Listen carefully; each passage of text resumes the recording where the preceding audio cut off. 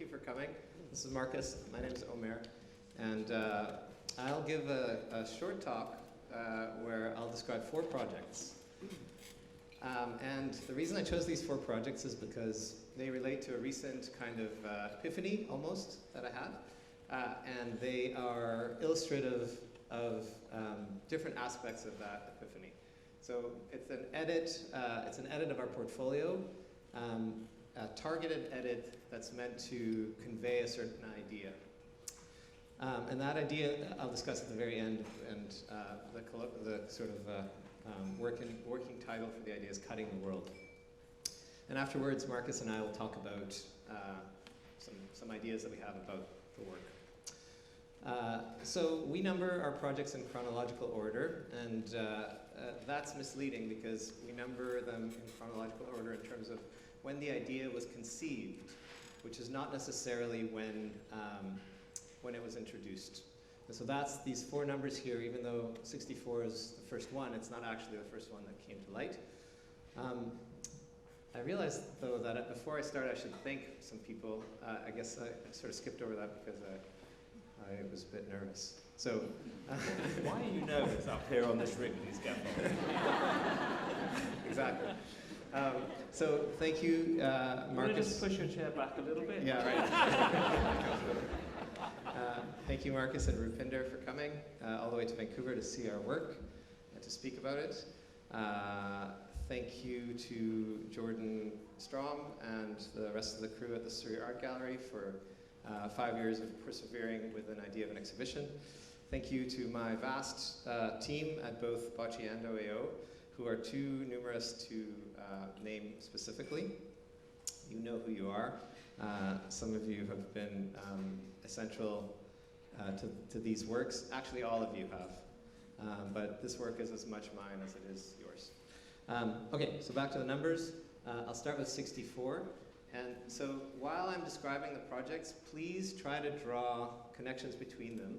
And then we'll get to the end and I'll draw my own connections. And then you're going to see if they were right? Yes. Like a quiz. We'll have a conversation. 64 starts with a process of melting beeswax. I'll just describe the steps as if it were a recipe. And concurrently with that, a large frozen block of water is smashed into smaller bits.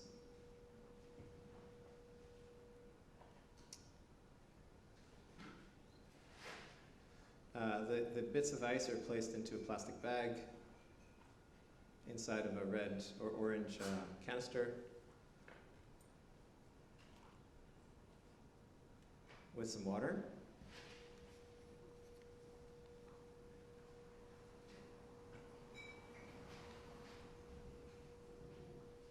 And the hot wax is placed into the canister while it's spinning. So you can immediately imagine what happens inside. The hot wax stretches to the far extremes of the canister due to centrifugal force, and then rapidly cools because of the ice. The next step is to remove the piece out of the canister, slowly melt the ice gently with water, and as the ice melts, it reveals these very, very, very delicate tendrils, which we find sort of super compelling and interesting, and unique in every iteration of the procedure.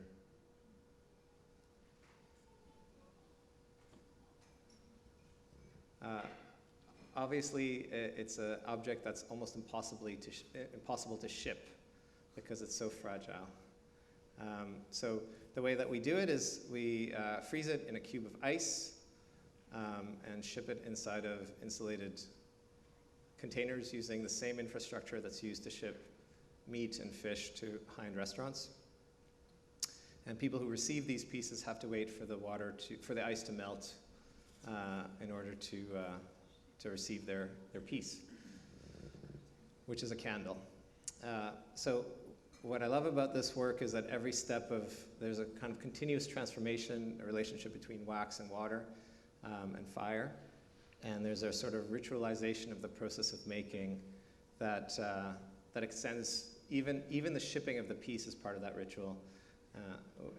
Obviously the ritual ends with burning the candle, and the entire thing disintegrates into nothing. And that's 64.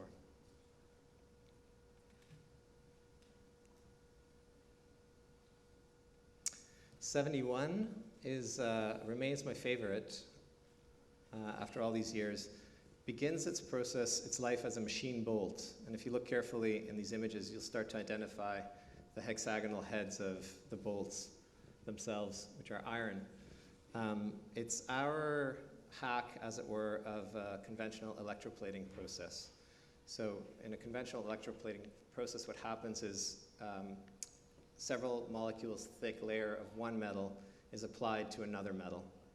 And that's done in big vats of emulsified metal with a certain chemical formula that's charged with a bit of electricity, conventionally. What we've done is we've supercharged that process, first of all, by introducing way more electricity and changing the recipe. You see that this bolt is covered in copper cable. What that does, as soon as it comes into contact with electricity, is it forms an electromagnetic field. So in this image, this is a magnet, and what you see are the patterns of the magnetic field shown by iron filings that are sprinkled over the magnet. This is something some of you have probably played with as kids. But a perfect electromagnetic field makes this kind of lemon form between the north and south poles that's open-ended at both ends. However, due to the fact that we individually hand wrap the pieces by hand, our electromagnetic field is quite distorted. And so here you see these sort of vats. It's a very sort of industrial process. And then the pieces are literally dipped in and out numerous times, thousands and thousands of times over the course of months, in order to slowly accrete layer after layer of, in this case, nickel. And what's happening on a molecular level is that the nickel is stretching as far out as it can towards the extreme edges of the electromagnetic field. So because the electromagnetic field is not that perfect lemon that you saw, it's a haphazard form, that's why you achieve these strange nodules and shapes that I was showing you earlier.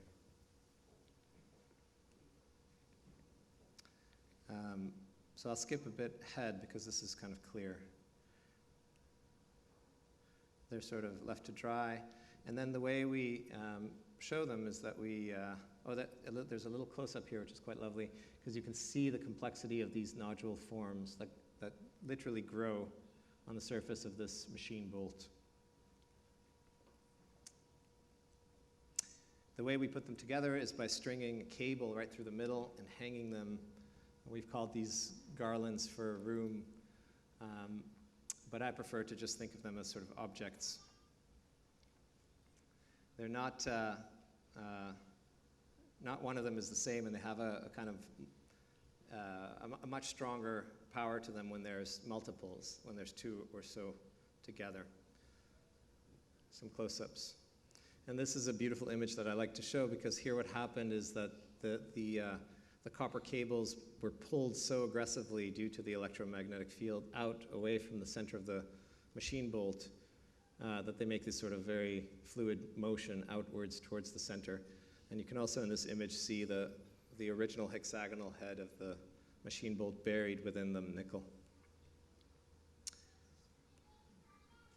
I added this image just to show what happens when we switch the composition of the emulsified solution, replacing nickel with copper, and you can see how the forms are very, very, very different and much more aggressive, sort of cauliflower forms. Very interesting. 75 is the main topic of the exhibition at the Surrey Art Gallery, which has been an obsession for more than 5 years in our practice, in our studio. It's an idea about forming concrete into fabric. We've got a pretty harsh critique of conventional concrete construction, because our methodology of allowing materials and process to guide the form making of any particular exercise is completely distorted when you consider conventional concrete construction. When we build things out of concrete, typically we build first out of wood describing, in general, XYZ matrices of space, just because I think it's very convenient for us to think of space in that way.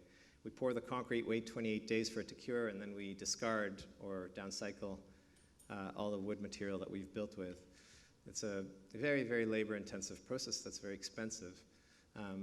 And my critique of it is not only that it's expensive and labor-intensive and slow, but from my perspective also dishonest to the material, because the fluidity and plasticity of concrete isn't in the least bit evident in the final piece that you see.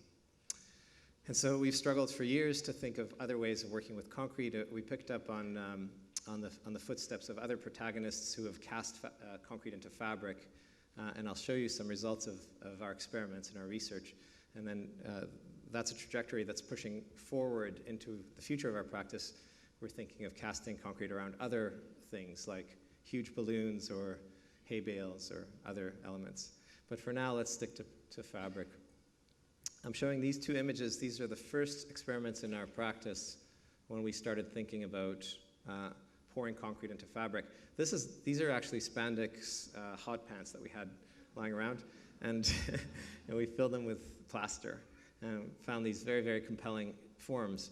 From there, we moved to an idea about an actual shape that could have an architectural sort of presence or purpose. So here you see a fluted form or reversed sort of trumpet form that's got a ribbed structure on the inside. Here we used for this model plaster again poured into ladies' pantyhose. So you can see it stretches in all different directions exactly at the same rate to make these soft forms. And we also discovered that when we cut it, we got this very beautiful sort of fluted edge. Some of you who have been here a few months ago will remember, is another experiment in that series. So here, this is full scale. This is about 14 feet tall. It was positioned right here in this very warehouse.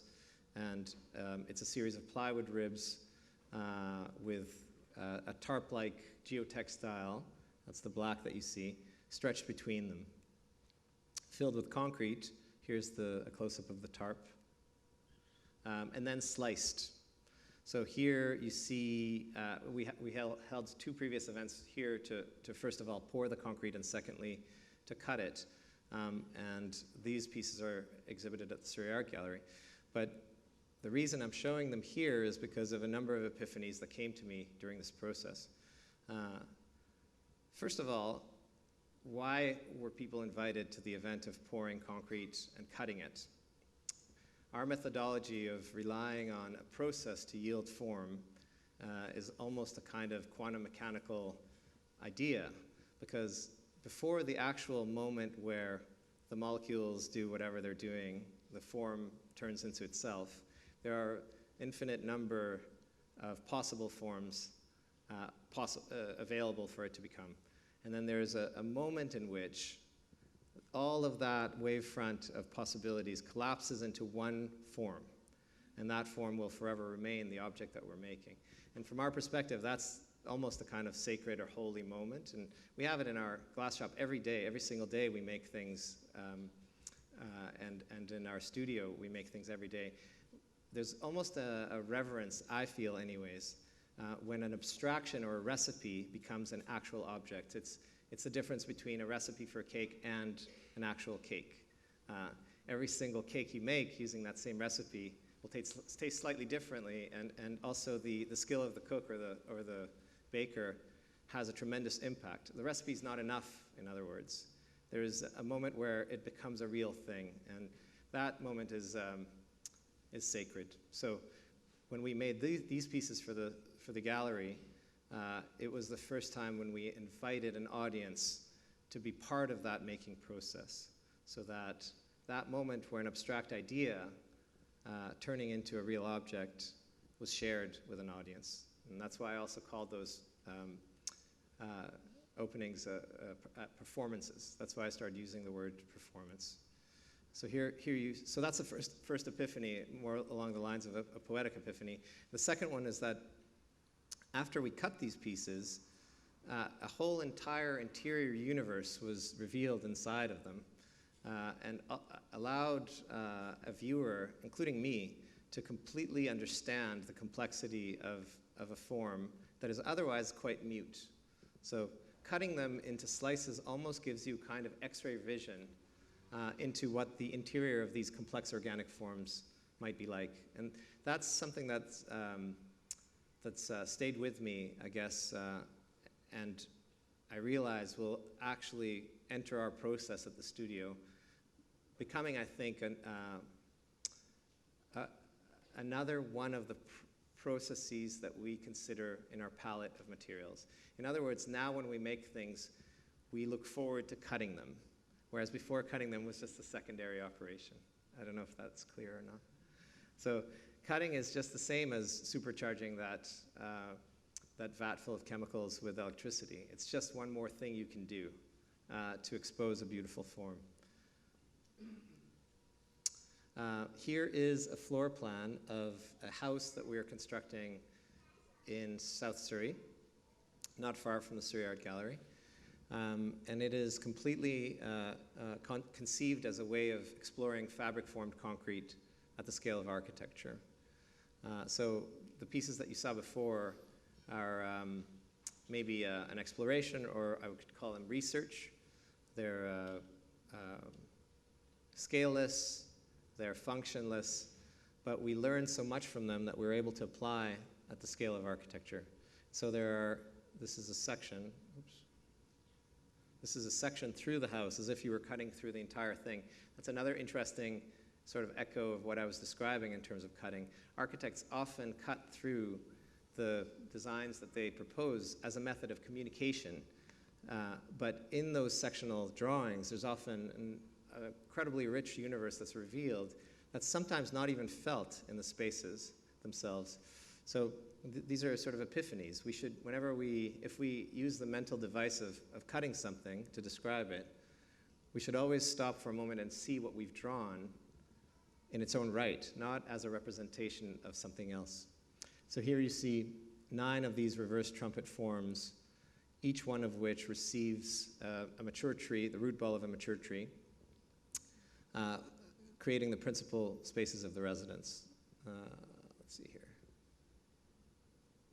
And a rendering by one of my colleagues. You can sort of see these fluted concrete forms inside of an otherwise very contemporary looking structure. So here there's a sort of secondary layer of consideration. We've invented a new way of working with concrete. How do we make architecture using that method? And the way that we found to do so was to compose a building around these concrete forms as if we encountered them for the first time on site. So to regard them almost as if we arrived at an archaeological dig or the site of some kind of ruin, and then introduce a contemporary architecture to sort of frame them or celebrate them. So you can see some of them are glassed in, others remain outside in the landscape. Here's a rendering of what it might feel like inside one of these spaces. You can see the fellow in the hat there can peer down and look at one of the trumpet forms. That's this kitchen down there, a dining room. He can peer forward past the large piece that's in the foreground at another one that's beyond in a raised garden area. These renderings are generated on a computer, so the forms are quite slick, but you'll use your imagination and imagine them as heavy concrete pieces that are quite rough. Here are some images of the site. Here you see rebar and drainage inside of the fabric formwork, the same black tarp material that we used here. And here are some of the finished pieces that are still shored up with a tremendous amount of scaffolding. So in the next few months, we'll have a sort of slow reveal of these pieces as the structural engineers allow us to remove these yellow sort of scaffolding twigs. But it gives you these images begin to give an idea of what the spaces might feel like on the inside. Yeah, so this is like completely washed out. I wish there was less light in this warehouse. It just looks like a rectangle, but there's a lot of sort of voluptuous form there. And these will be the ceilings of all of the principal spaces in the residence. So you'll have this almost kind of cave-like environment, contrasting with a slick contemporary building. There, that one's kind of more visible for you. Here, this is an image that's actually quite taken from a very similar angle to the rendering that you saw. So to your right is the very tallest form there is where the living room is. In the middle is where the lower one is, where the kitchen is. That's what the fellow in the rendering was looking past. And beyond is the final one, which is where what we're calling the winter garden is.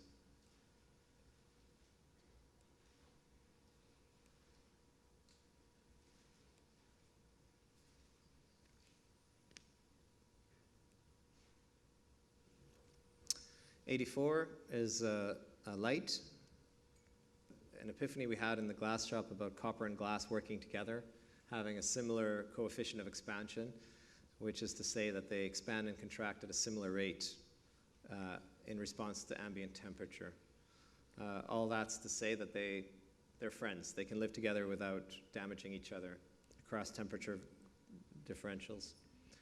You can see a copper mesh inside of the glass form, separating between a layer of glass, white glass on the one hand on the interior, and clear glass on the exterior. And that white glass is sort of puffed through the mesh, the copper mesh, to give this sort of cloud-like texture, very soft cloud-like, or almost like a snowball kind of texture. The way it's made, a moil of glass, of white glass is created. So far, the process is conventional.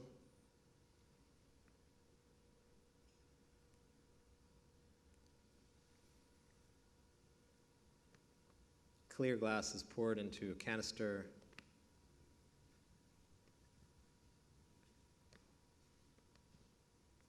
The white moil is placed inside of a copper mesh basket, and plunged into the clear glass.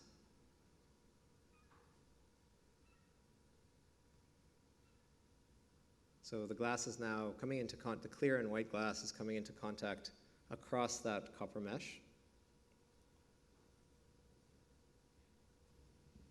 And then the glass blowers puff a little bit of air to encourage the white glass to poke through the copper mesh and those tiny little hills that you see. It's very hard to discern at this scale because the glass is so hot that it's red. You can't really see the puff, as it were.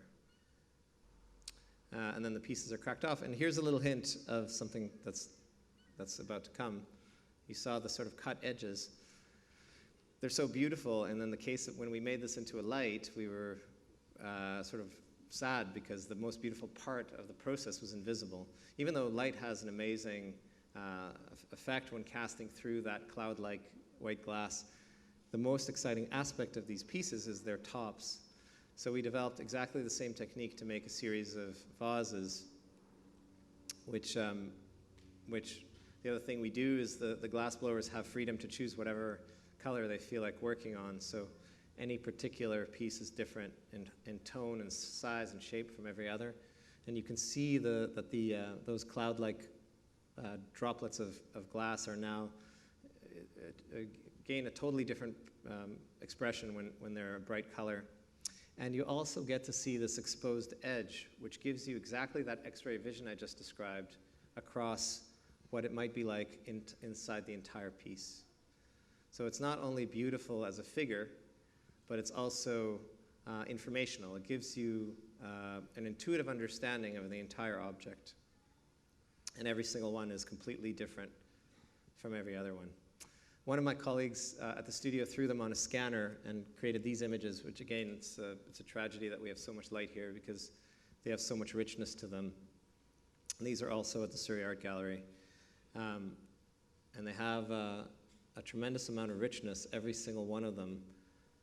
And when seen together, they're even more powerful because you sort of see them as a family of works, but you also regard each one as a very individual and particular object. And there's the hint for what I see as a sort of next phase of work for our studio, which I'm calling cutting the world, in the words of one of my colleagues. Okay, so we have these cut images. I'd like you to regard the next 4 images as one body of work. We have this one, the cut glass tops of the 84 vases. These are the cut pieces of concrete at the Surrey Art Gallery. This is not a cut 71. I described how it's made previously, but we haven't cut one yet. But I invite you to use your imagination to sort of imagine what it might be like when it's cut. You'd see a very complex profile similar to this image.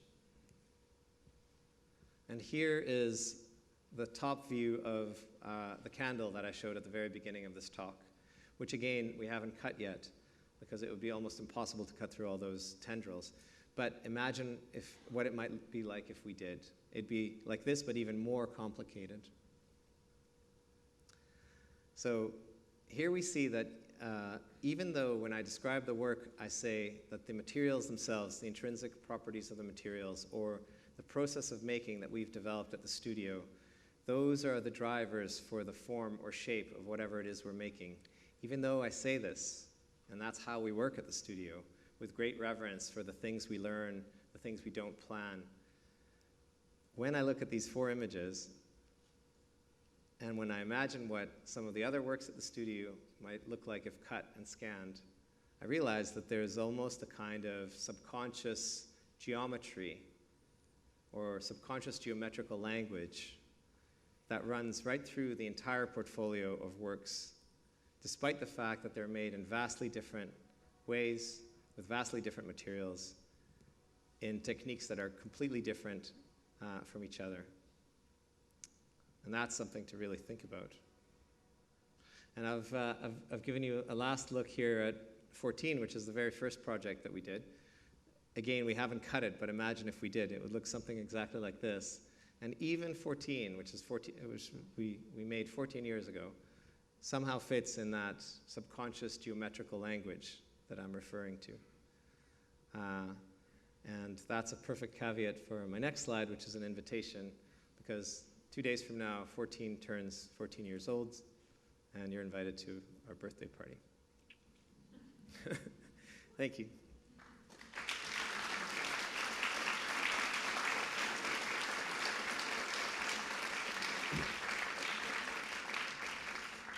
And by the way, that was exactly half an hour. I know you said you were going to speak for about half an hour, which is something that I find quite interesting about you as an architect, that you have the precision of being able to deliver a 30-minute talk, but you're also happy to let go and let the material sort of find its own form and allow accident to creep into your work, which I think is pretty unusual because most architects I know are complete control freaks. We'll come back to that in a minute.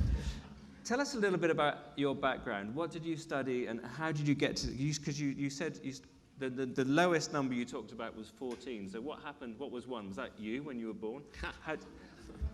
Your mum's first project.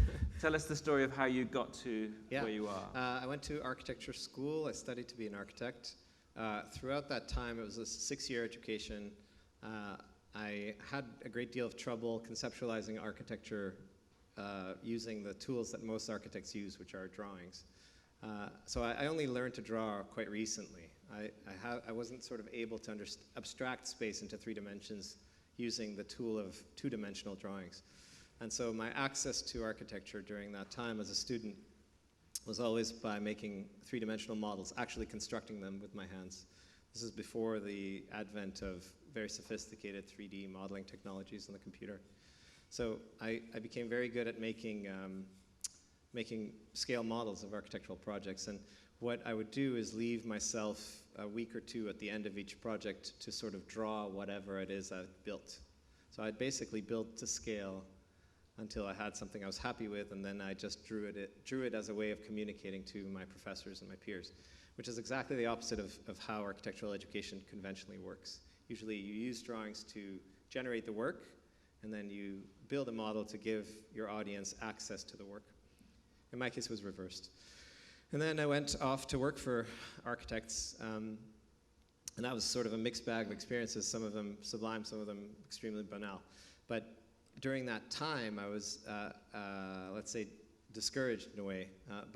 by by what I saw out there, in the sense of most buildings that we see have nothing for me in the sense of poetry or inspiration. Maybe 1% of the things we see have a spark. And likewise, in architectural offices, it's very difficult to find any kind of the kind of joy that I was accustomed to at architecture school. And so I made up for that by making prototypes and objects, and those are the first 13 pieces before 14. I just made stuff in my own free time. And some of the pieces had a kind of runaway success as collector's items and as press sensations, but they were never produced. People couldn't acquire them. There was no infrastructure for presenting them or delivering them. And also I was working here in Vancouver, which is very far away from the sort of centers of art and design and architecture in the world. So there was no receptive infrastructure, I guess, to receive any of the works. And then 14 is the first one where we were able, with my colleagues and partners here, to mobilize an entire spectrum of activities to support the work. And that piece finally became available to the world. So I guess that gives you the background, I hope. So as well as saying that most architects are control freaks and don't allow the materials to express themselves, another thing that I find about most architects is while they can work at architectural scale, when it comes to really small things, they really struggle. But with you, your story is almost the other way, that you studied to build big.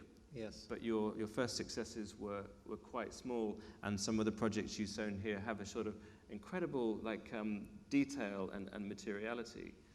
So did you find that by working at a small scale you were able to express yourself better, or was it just that you were allowed to screw up at small scale and wouldn't get into trouble? Yeah, that's a good question.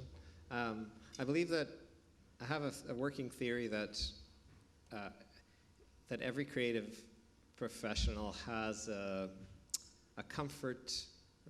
range of comforts in terms of scale. So mine, I would say, begins at the scale of, say, 2 or 3 millimeters and ends at the scale of 30,000 square feet, 20, 30,000 square feet, 50 maybe at most. I think if I were charged with a city planning proposal or a skyscraper, it would be a disaster. But I do feel a sort of comfort in the sort of intermediate scale and the small scale. So that's just something, I guess, that you could chalk up to self-knowledge. I think every creative person has to sort of be very honest with themselves about where their comfort level is in that sense. That's one way of answering your question. But the other one is to say that in our studio, we intentionally suppress any kind of understanding of scale. So scale occurs later as a consequence of a response to context. For example, if it's a building, it has a certain scale that relates to the human body or to construction technologies. If it's one of our lights, it's something that needs to relate to the way people experience light, to the way it's shipped, to the way that we design components for it. Layers of pragmatism are what we rely on to give us a sense of scale. But the spark of the idea, the beginning, the birth of the idea, I would say, is completely scaleless and functionless. Again, so talking about most other architects, in a way, they're often assembling components, aren't they? They're saying, right, okay, well, this is my vision, and I'm going to have X number of steel beams, and so on and so forth. So that the material isn't allowed to be the material. The material is whatever the factory bashed it into. But I would say there are architects who've worked in another way, where they allow a kind of more expressive approach and the material to breathe. Like Gaudi, for example, is a good example, yes. Where he kind of improvised his way through structure and construction. He'd had these sort of weird upside-down catenary models. Yeah. Do you identify with that kind of approach? Greatly, yes. Yeah, I spent a lot of time in Barcelona in my sort of early 20s. And Gaudi remains to this day a protagonist as far as I'm concerned. Because exactly that, his method is completely intuitive, but completely harmonious with the nature of the materials that he was working with. And then, of course, vernacular architecture, where there was no architect at all. It was just somebody experimenting, and if it didn't fall down, then they carried on doing it. And in fact, medieval cathedrals were built in that way, and actually they often did fall down. Yes. So what I'm saying is there is a professional route to building at scale in that way. Yes, it's true. It requires an iterative process, and in this world where you only get one chance to build something, that's not something that you often come across.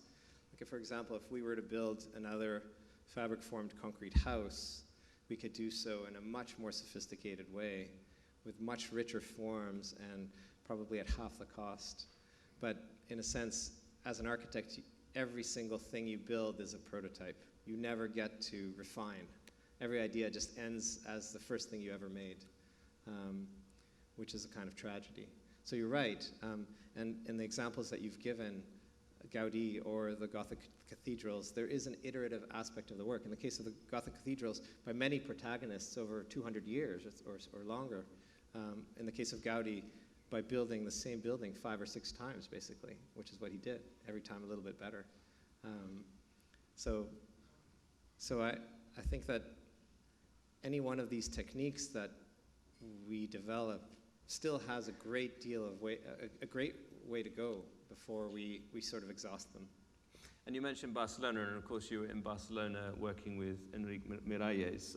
Tell us a little bit about that experience. Enric Miralles was an architect who was very expressive and very experimental with form, wasn't he? His most famous project was the Scottish Parliament building in Edinburgh, which was a kind of weird mixture of landscape that became then built form, and that had the shapes in the windows that were partly derived from paintings he'd seen in galleries and so on and so forth. So tell us about that, how formative that experience was in your life. It left a great impact. I was in my early 20s, and he was so sort of powerful.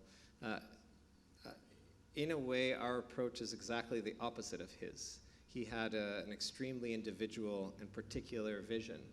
All those forms you're describing came from his imagination, and he forced materials to sort of meet his expectations, his compositional expectations, to an extreme, to a very personal and idiosyncratic extreme.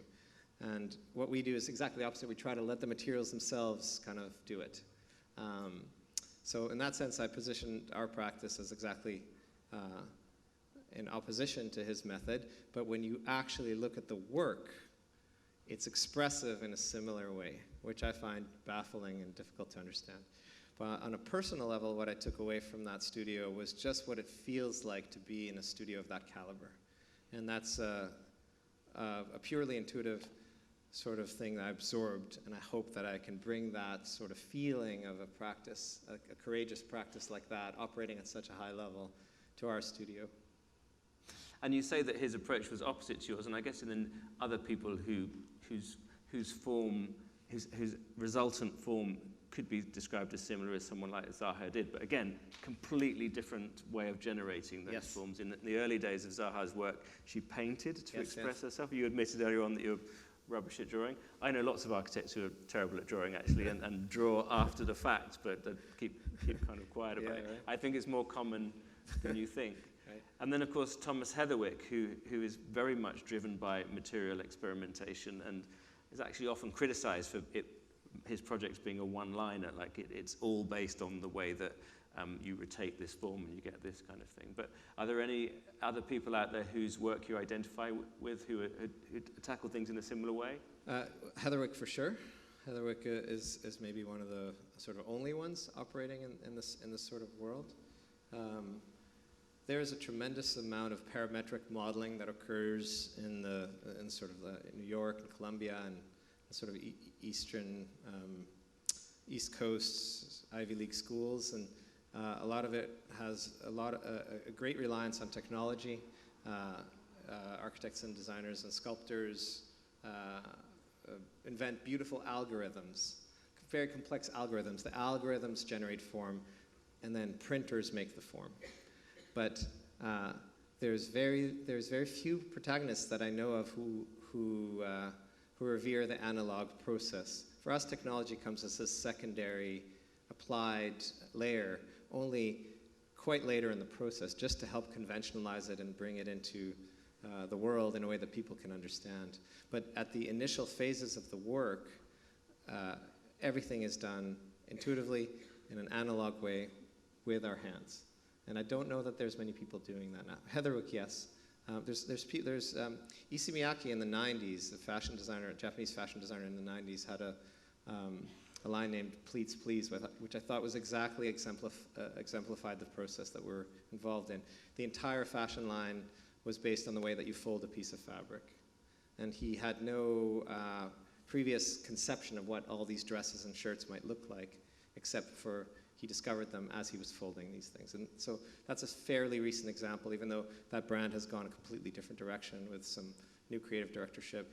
And Ray Kawakubo from Comme des Garçons says that often she didn't even think about fashion. She just had fabric, and then the garment evolved from the way she played with the fabric. Yes, and in her case, there's also a great amount of symbolism that she incorporates into the work, which is another thing that we don't really have in the studio. So in her work, she often refers to the emotional content of a symbol or an icon that she refers to in a form or shape or texture. But for us, all of that is left to the audience.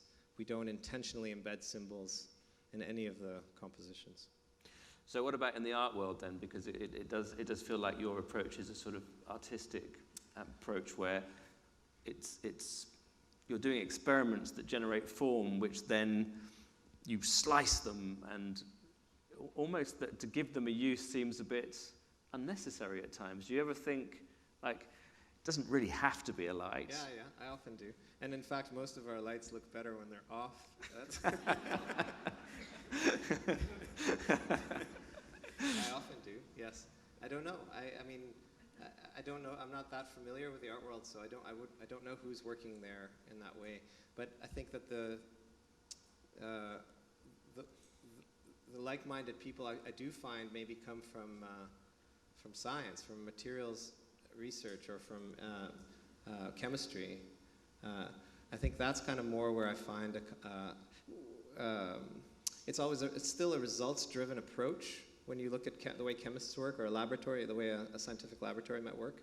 It's a results-based approach. In other words, they set goals. We would like to achieve a molecule that can do this, that sheds water and resist this temperature or whatever. And then they explore ways to make that molecule. But I often think, well, what if those laboratories had an aesthetic goal, and maybe that the subconscious geometry that I was referring to, and that was the only expressed goal instead of a performance criteria. I think that's maybe similar. That's an environment that I would say corresponds to our studio. It's funny because in the last 20 years or so, the design world, well, the sort of furniture and lighting world, designers have pretty much followed the route of the artist in terms of experimenting with materials, like turning concept into form and so on and so forth. The difference being whether the artist would just stop and say, I find that aesthetically exciting, so let's put it on a plinth. But the designer will say, well, can you sit on it? Yeah, right. Can you hang something on it? Or can you put a light bulb inside it? Do you identify with that sort of conundrum where design has sort of occupied a lot of the space of art, but still felt obliged to create something useful? Yeah, for us, it's I don't place one as more valuable than the other. And I think that the world we live in has borders that are quite heavily policed between the disciplines of architecture and art and design. And I don't think that's a good thing. And so I think for us, the projects begin as what we call a free explorations or research. As I was saying before, they're scaleless and they are functionless. And then we have a kind of internal conversation amongst all the people involved as stakeholders in the studio, and we sort of ask ourselves collectively, what do these things want to be? And some of them do want to be lights. In some cases, it's not a compromise at all. It's the opposite of a compromise. They are meant to be lights. They're just the most sublime lights you could ever imagine. In other cases, they don't want to be anything other than themselves. And it's taken 14 years to just let them be that. And you achieved success with, like, you had done work before 14, but 14 is almost the opposite to all of the stories you've been telling, because it's a sphere, isn't it? It's a glass sphere. It's like the most sort of simple, natural, undesigned form, or undesigned or unexperimented with or unexploded or undropped in ice form. There is a secret inside the 14, though, even as well, which nudged me into this direction, because the 14 is made out of 2 hemispheres of cast glass. So imagine you ladle glass literally into a form, a hemispherical form, and glass has got the consistency of honey. So as it's dripping into this hemispherical form, it forms a meniscus, the same way that a drop of water does when thrown into a lake. It makes these kind of, the surface of the water goes up and over like that, right? Can you visualize what I'm saying? And so in the case of glass, though, it's cooling as it's doing that. So the tops of the 2 hemispheres, which you never see, are actually shaped like this, like an eyebrow or a half moon. And when placed together, it means that there's this sort of eyebrow-shaped void in the middle of each 14. We only discovered this because in the very early days of the piece, we had trouble with the adhesive we were using to connect the 2 hemispheres.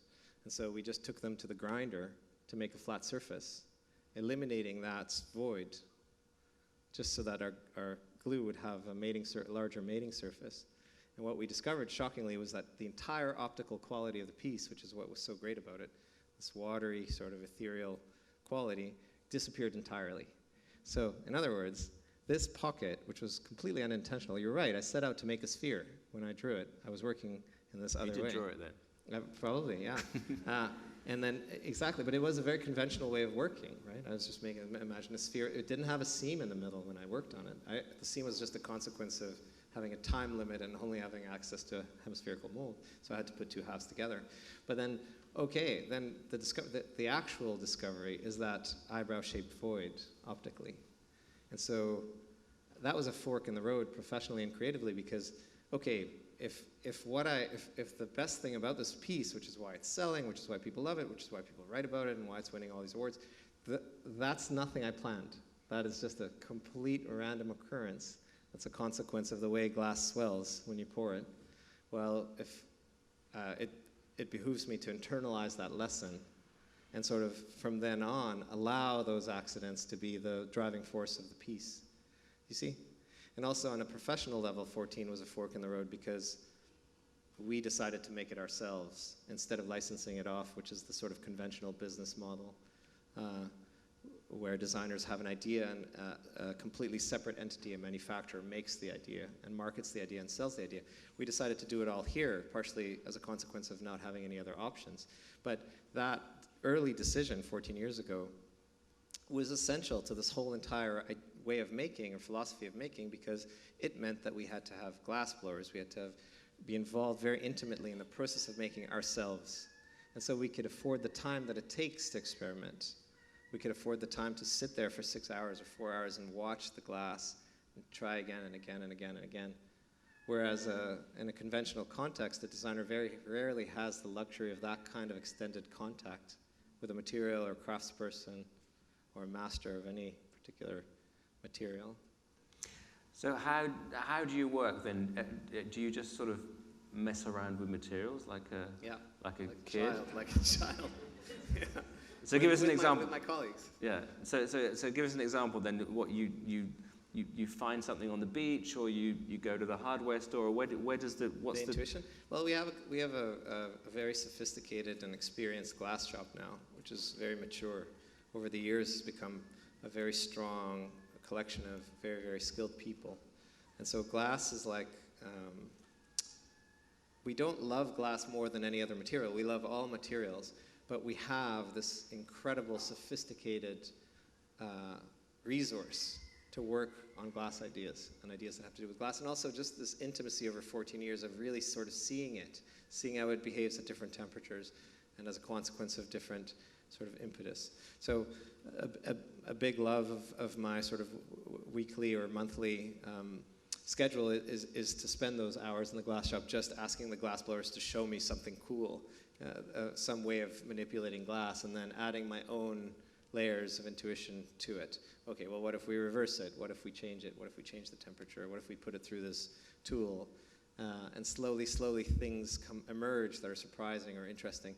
And everyone sees when we stumbled upon what we call a discovery. It's self-evident. And then we stop, we analyze it, and from there it becomes a process of refinement. What is it about that technique that yielded that particular specific form that we were all attracted to? And what can we do to make it better? What can we do to make it more interesting? So that's glass. But I mean, right now we're reaching out to other kinds of collaborators as well. As I mentioned, chemists, our access to materials has been always through collaboration with people who know a vast amount more than we do. Glassblowers, it takes a decade to be a great glassblower.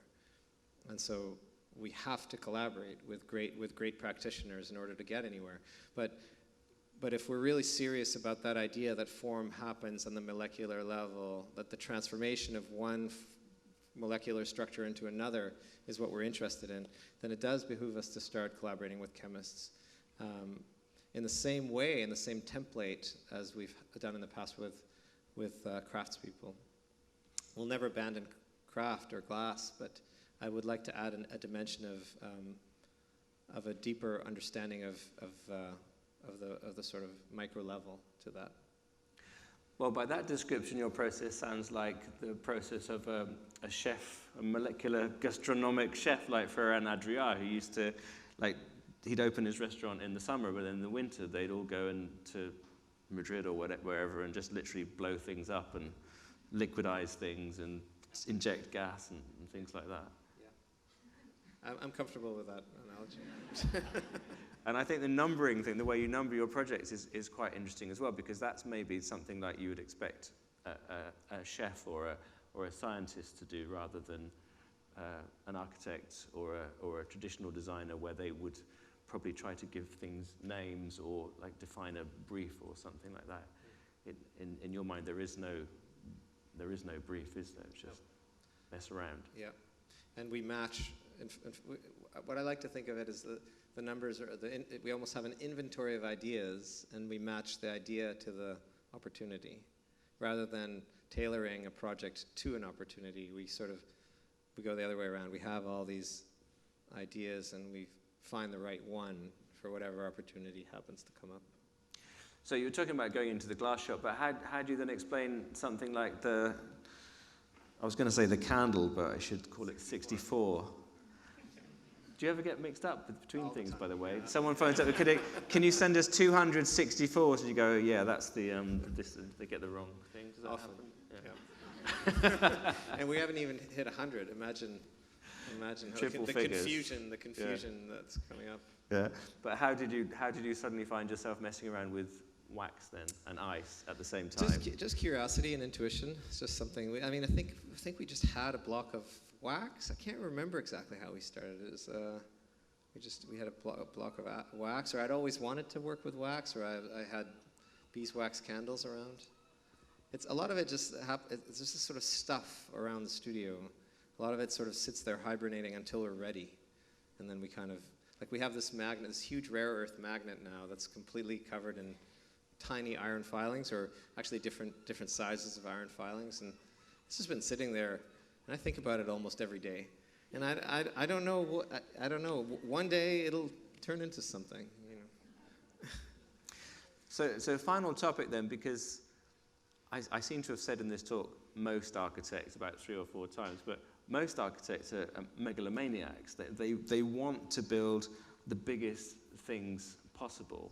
So even someone like Thomas Heatherwick, who started off making Christmas cards and things like that, he was always thinking, what's the biggest commission I can ever get?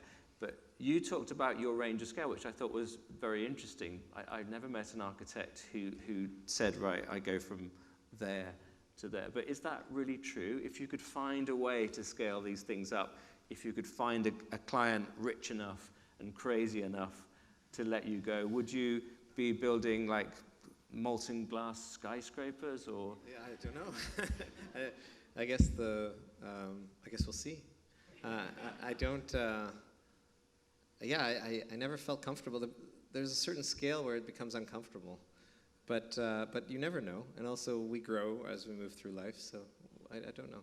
Because when we first met yesterday, you said that, that you studied architecture, but in a way you kept away from architecture because all the stuff you were doing with bocce was so successful you didn't need to do that, and it allowed you to also be fussy about the architectural projects that you took on. But I know now there are projects starting to come in and so on and so forth. So how will you manage that side of things? Because it does seem to me that you have the beginnings of an opportunity to create a kind of architecture that never really existed before, if you're brave enough to take those opportunities, because you showed the house that has these kind of concrete trumpets, but that's just an element within the house, isn't it? It's not the entire architecture. You're right. So what's stopping you? You're right. Well, often it's the sheer magnitude of the task. You're right that the great promise of this idea is that the process makes the space, and that fabric forming project is maybe the closest we've come. But you're right that those are still elements that are composed in an otherwise conventional architecture. Good or bad is secondary. But it's that, going back to that statement you made earlier about architecture in most cases being selection out of a palette of materials. We just invented one more material to work, one more item to sort of add into our composition of materials. So you're right that it's still not as radical as it maybe can and should be. But what I have learned over the past 12 years of not constructing very much architecture and running forward with some of the smaller experiments is that architecture is a vastly more complex exercise because, first of all, there's way more people involved, and all of them have to work as a team to achieve a goal, many of whom might not necessarily even see the vision or respond to the vision even if they do see it. So that's a huge orchestration of intentions that's political in nature, which is not something we have to do at bocce at all. Secondly, there's a different relationship to risk. At our studio, we decide whenever we're comfortable with risk and whatever it is we're willing to risk, whereas in architecture, our role is to convince others that they should take a risk. And that's a very awkward place to be. We have to package risk. So that's inherently a conservative structure. Yeah, you're right. When you get to an architectural scale, you would never want to do anything as mad as putting two old chairs on top of a scaffold with just about 6 inches of clearance all around. I mean, that would be mad. That'd be asking for trouble, wouldn't it? Yeah.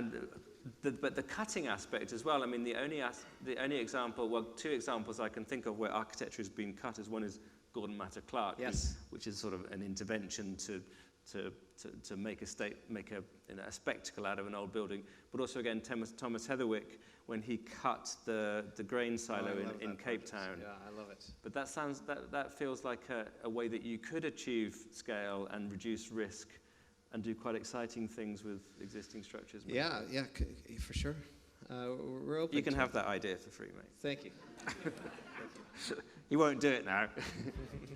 Anyway, it's been a really fascinating conversation, and I do get the impression that although you have this kind of incredible modesty, that there is a chance that the scale will come as long as you can just manage the risk. The risk, yeah. Thank you so much. Do we have some questions? I think we have a microphone going around. Bronwyn at the back has a microphone.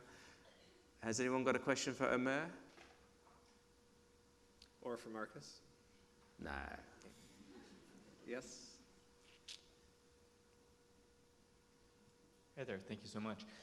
You mentioned the fork in the road concept with project number 14. I was just wondering what forks in the road you're facing right now. Right now the path seems clear. As you said, you're right. It's just a matter of sort of making good on promises. What kind of promises? Just all this. This is sort of a lot of things I'm saying. This is going to be amazing. Just wait a few more years. But I was wondering whether we were allowed to talk about that. What do you mean this? So yeah, just finishing these works in a way that we feel that where their integrity remains right to the end of the finish line. Do you have another question? Where's the microphone gone? So I have a very practical question about risk. We saw the pictures of your the house that you're building. Are there earthquake concerns? How will the intricate concrete stand up if there was a major earthquake in Vancouver? Yes. Luckily, we have structural engineers, some of whom are here, I saw, who help us a tremendous amount with that aspect of the work, and who have come up with actually a very brilliant way of casting those columns. So conventional concrete is cast in lifts. In other words, the concrete truck arrives, pours some concrete into the mold, drives away, another one arrives, pours some more, and often the first layer is allowed to cure at least partially before the second layer arrives. But in our case, because the formwork is fabric, you can't really do that because the second layer would sort of spall in behind the first, between the fabric and the concrete of the first layer. And also, the piece is most vulnerable structurally, not necessarily in an earthquake, even just under its own weight, while it's being poured, because that tremendous amount and weight of concrete is all resting on that tiny little stem. And so our structural engineers developed this method of casting whereby the concrete is poured over a very long period of time, very slowly, and the formula of the concrete is such that it cures as it goes. So the pour rate is just slightly ahead of the cure rate of the concrete. And in that way, the stem takes the weight of subsequent concrete that's poured all the way right up to the top of the piece. To respond to your question about earthquakes, I'm amazed at these pieces, how slender they are as well myself. I'm delighted that there's structural engineers that sign off on it and give their letters to the city, and that the city accepts it, and that's enough for me. That's known as delegating the risk. No, but what is very exciting is considering what those pieces might look like in a non-seismic zone, because you can imagine that if structural engineering is a conservative discipline by nature. They design to much greater loads than the worst possible scenario. So imagine how slender those pieces might look if they were constructed in another region where earthquakes were not a risk. We're talking about constructing one in Berlin, and I'm really looking forward to seeing how slender it is and how different the form might look, just as a consequence of not having to withstand earthquake loads.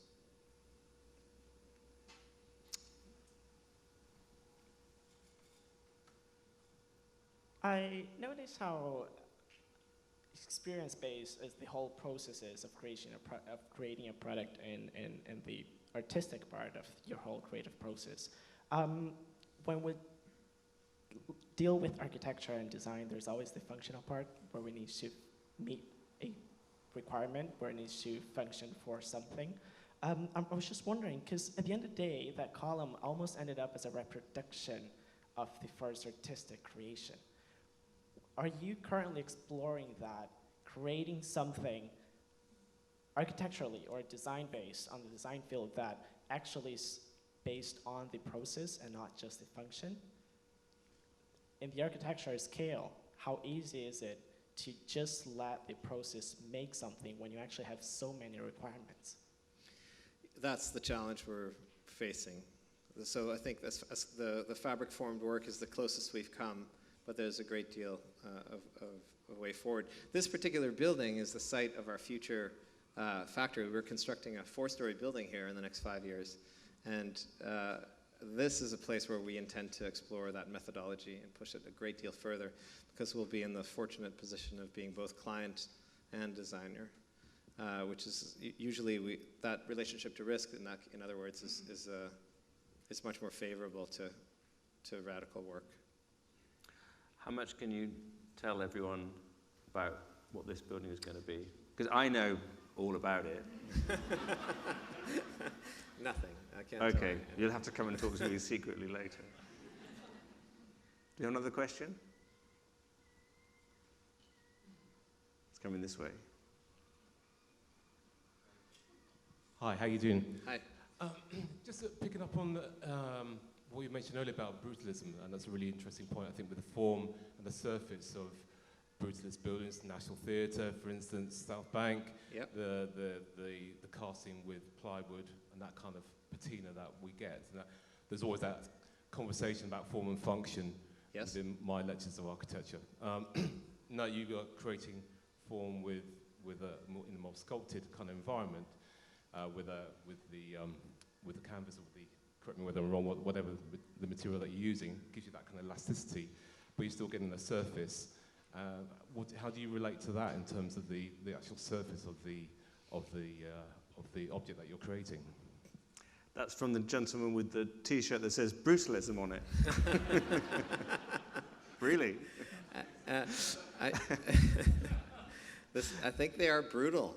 They are brutal in the same way that some of those examples of brutalism from the 60s and 70s are. They are massive. They are aggressive pieces. They catch your clothing when you pass by. And they're not comfortable things to have around, perhaps. It remains to be seen what kind of domestic environment we can form around these monumental pieces in a way that they'll feel like home. I think that a great deal of the efforts of the studio right now is to actually try to form a counterbalance to the aggressive nature of these concrete works, where someone could actually feel nice and cozy in a place like that. So we're doing things with wood for the interiors, lots of wood. There needs to be a fireplace. All these things are essential to sort of take down from the brutality of these pieces. Brutalism is a movement in architecture that I feel great kinship to, even though procedurally it's not something, we do things very differently. But I think that the spaces we make are aggressive in the same way.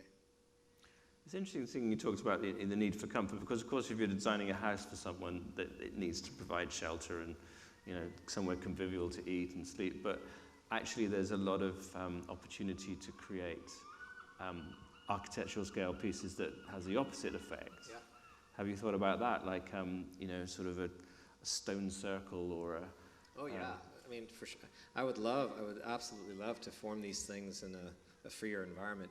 Even though I think that in the end, time will tell, it's a question of time, but in the end I think maybe that balance of actually having them alongside a domestic environment will make them that much richer. I don't know. But in isolation in the middle of the desert or in a field, they'll be astonishing, they'll be sublime, or in an orchard with fruit trees above, or of course that's kind of where your imagination goes as soon as you see them. But I wonder if that's exactly what makes them better in a domestic environment, the tension between that feeling of taking you away. The word sublime is the sort of romantic idea of the sublime is not necessarily beauty, it's also terror. If you look up a definition of the word sublime, it's both terrifying and beautiful, but the opposite of a home.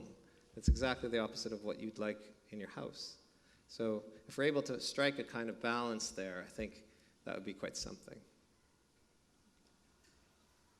Another question there? Hi.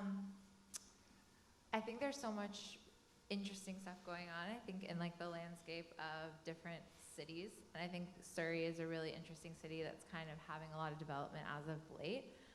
When I moved here 7 years ago, I didn't see so much happening in the art and architecture scene in Surrey as I do today. And I'm kind of wondering, like, why are these pieces featured in the Surrey Art Gallery, or what motivated you to kind of move the pieces there? And why are you building the house in Surrey as well? Is it just a project, or where do you see that landscape going forward? Yeah, I've thought a lot about it. The Surrey Art Gallery exhibition is a consequence of 5 years of perseverance on the part of the head curator, Jordan Strom there, who for a long, long time wanted to show our work. And this is actually the third exhibition that we proposed, the other two being completely different. So I think that's a personal relationship, and that's why I'm sort of super grateful for that perseverance. 2 failed shows, 2 failed ideas, and then still the energy to push forward and execute a third. But Surrey is a fascinating place because it's the periphery, and we've talked a bit about the periphery in cultural terms. It's like the further away you are from the center, in a way, the easier it is to innovate. The less reference points you have to sort of constrain you, and even the less references there might be creatively, and subconsciously that you're responding to. So I would consider even Vancouver in general as a peripheral cultural location. I hope I'm not offending anyone. But it is very far away from London, Tokyo, and Milan, and New York. And it is a very small community. But I think for that very reason, there's tremendous opportunity here to make new work, whereas in the cultural landscapes in those other cities are so saturated with very, very talented, very, very hungry people with great resources. Here, less so. So I would say Surrey is, again, one more step removed from Vancouver. And I think that's a big reason why this project actually came to fruition there. Because it's actually an environment where you can have an idea like that and people are sort of say like, yep, sounds good, let's do it. And without much fanfare, you know. And I think that's amazing. That's just like a kind of incredible part of the story. And I think therefore it's very appropriate for the work to be shown at the Surrey Art Gallery and not in London or New York. I mean, you can travel there, but it's great that the first place where the work is shown is actually where it was born.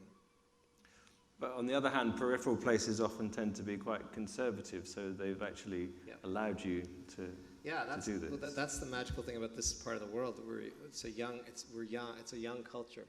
Vancouver is it's less than 150 years old, so that comes with a lot of ignorance and a lot of inertia. But it also comes with a sort of what I perceive as optimism or openness.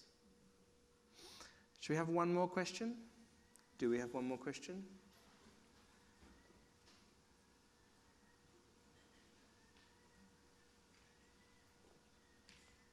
Hi. Hi, Mike. An interesting part about the section cut that I think is actually new to your practice, and it reveals something that's always been there but is a little bit less obvious, is the boundaries between materials. For example, for the 64, you have the thermodynamic boundary of fire and ice, and you have the electromagnetic boundary of the 71. I wonder if you take a section cut of a building, what would those boundaries be? Would they simply be walls and windows and ceilings and floors, or would they be something different? I've thought about it a lot in the context of our upcoming exhibition. We have an exhibition we're planning in August of 2020 in Berlin, where these epiphanies about cutting our objects, not our buildings, it behooves us to explore those exact same epiphanies at the scale of a building. So now imagine a constructed work, imagine this house finished and a few others, and ask yourself, can we cut through these things? And exactly as you say, what do we see? And can we learn from what we see? And can those lessons inform our next work? And so the nice thing is that technology is actually at a point where it's possible to do that. You can actually scan complete constructions with LiDAR and other types of scanning technologies that are not prohibitively expensive. So I'm really looking forward to seeing. I don't have an answer to your question, but I have the same hunger and curiosity to find out. Because even things like ducts or electrical conduit or plumbing fixtures might add a filigree layer to the drawing that might be completely fascinating. Okay. Thank you very much for your questions, everybody. Omer, thank you very much for your insights.